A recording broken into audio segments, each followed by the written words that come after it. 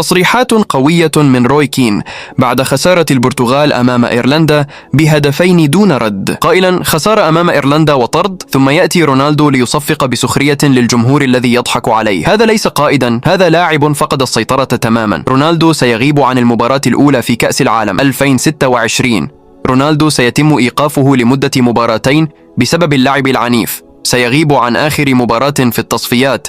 سيغيب عن أول مباراة في كأس العالم. أتساءل بصدق، ماذا سيفعل رونالدو في كأس العالم بهذا المستوى؟ إذا كان لا يحتمل ضغط مباراة أمام إيرلندا، فكيف سيتحمل منتخبات العالم الكبرى؟ بينما رونالدو يطرد ويصفق للجماهير، انظروا إلى ميسي ماذا يفعل مع الأرجنتين.